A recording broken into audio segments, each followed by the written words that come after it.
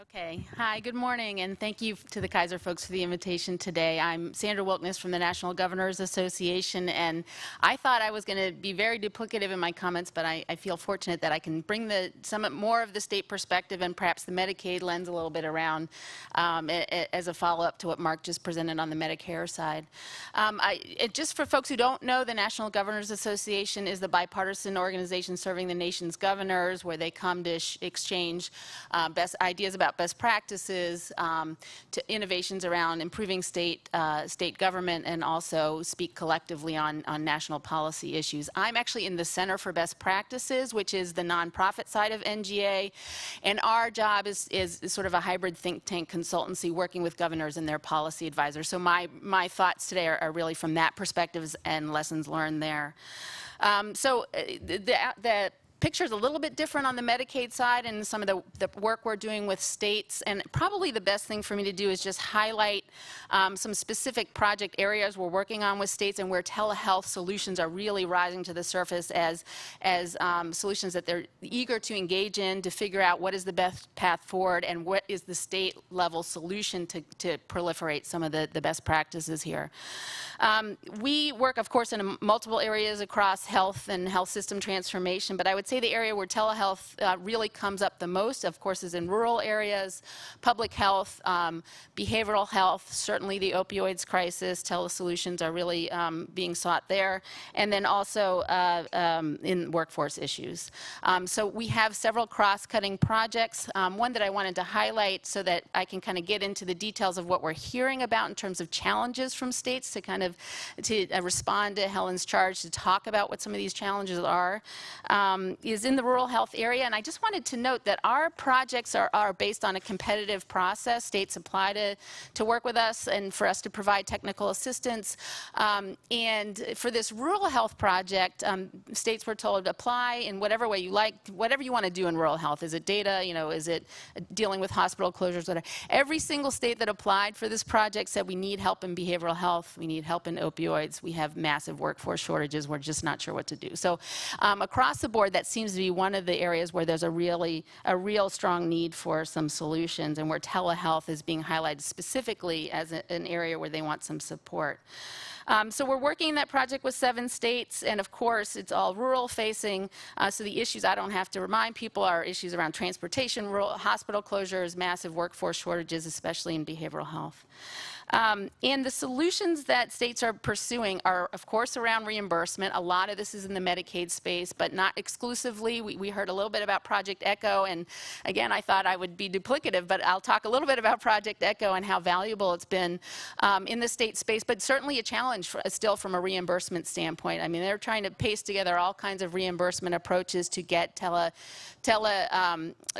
Project ECHO-like projects up and running in states and to sustain those efforts. So reimbursement is one. The covered services, what's covered in terms of coverage parity and reimbursement parity. So those are some issues states are grappling with. Eligibility and sites of care, and maybe this is too in the weeds, but I did want to highlight it, that the distance site and the originating site and actually offering those services and being able to reimburse and align with federal policies is a real challenge, especially using the National Health Service Corps, which a lot of rural areas are trying to engage in. There are all kinds of glitches in terms of actually how do you get reimbursed. You have to be in a health professional shortage area to actually offer the service to another health professional shortage area. So that's a massive challenge with respect to harnessing the human resources that are needed in those areas. And then interstate licensure that was raised, and so I just wanted to touch on that a little bit and maybe provide a little more texture around what's happening there. Okay, so let me try to be brief because I don't have a whole lot of time. In terms of reimbursement, the picture as I understand it today is 15 states are reimbursing for store and forward kind of opportunities, 21 states are reimbursing for remote patient monitoring. This is all through the Medicaid program where, as Mark noted, there's a lot more flexibility than in the Medicare program. And states are eagerly pursuing coverage parity and reimbursement parity in those settings. They're working with their plans to actually offer a lot more flexibility there as well. I already mentioned the challenges with the National Health Service Corps, this distance, and I don't know if you all are familiar with this, but there's a lot of effort among these states to align not only what's happening in states, and it probably won't surprise you all to know. A lot of times there's not a lot of knowledge about what's happening in states, across even other state agencies with respect to these kinds of services, but also what's happening on the ground with providers. There's, as Brian pointed out, there's a lot of innovation already happening on the ground, and actually feeding that up and creating some awareness on the state level to figure out how do we align, how do we not work at cross purposes, and how do we use state levers to actually elevate what's working and figure out how to scale and spread it. There's still a lot of need there, a lot of support need there, and a lot of information to flow up to the state level would be really valuable. Interstate licensure. So this is a big issue and a big challenge for states as telehealth popularity is growing. The states are eager to figure out how we work across state lines.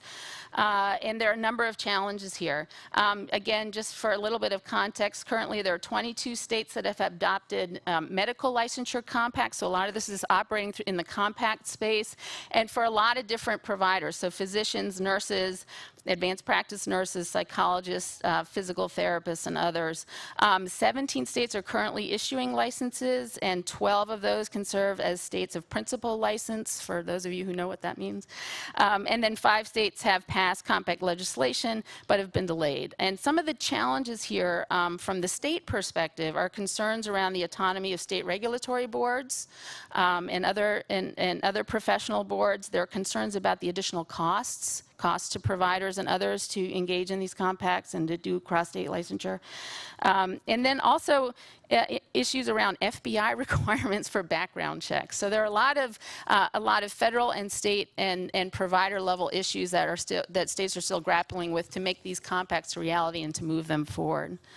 And then I just wanted to end by highlighting a couple of examples of what seems to be working in states, and I wanted to also underscore that I think on the state policy level, there's a huge emphasis on big data, right? There's a huge emphasis on data collection for a lot of purposes. One is for targeting resources. So states are actually trying to think thoughtfully. They're being thoughtful about looking at their data to figure out how to target telehealth resources and others. And they're using, the business case like in reduced ED and hospital utilization as a starting point. And then they're evaluating what they're doing. So there's a lot more evaluation out there on the state level than perhaps is making it into the routine literature, and I'm happy to talk with folks further about that. One good example of this is North Carolina statewide telepsychiatry program. It's called NC STEP for short, if folks are familiar with it. And then essentially what it is a telepsychiatry program. Folks land in the emergency department with a behavioral health crisis.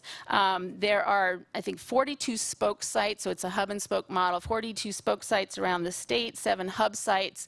Those hub sites then deploy psychiatric support or psychological support, whatever the need is, and through telepsychiatry work with the ED providers to determine what the needs are. Where does this individual need care?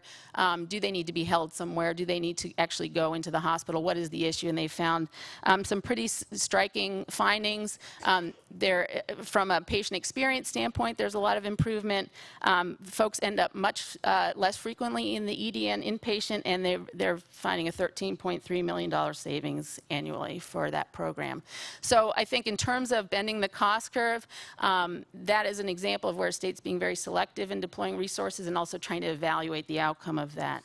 And then finally, I just wanted to say, again, on the Project ECHO front, the teleconsultation model, that is one that is proliferating across states and internationally. I don't need to tell folks that, but it is a very desirable model from the state perspective to really get more support out to rural areas in particular. One example of this, and you guys are familiar probably with all the core Project ECHO models, but one more recent example is an ECHO model in Colorado that's around chronic pain disease management program. As I said before, opioids is always top of mind for governors, and this model's been running for about 2 years. And in May of 2016, they added a buprenorphine telehealth program. We don't have any evaluation results from that yet, but this is a model that other states are really interested and eager to proliferate across the country. And I guess my final word on this is from the state perspective, behavioral health, workforce shortages, and also, I mean, it was really interesting to hear about the training component. There's a very strong interest in beefing up at least the Medicaid GME, which we know is dwarfed by the Medicare GME, but really trying to understand how better to use those resources to train in the new technology. So it'll be really interesting to see how that continues. Thank you.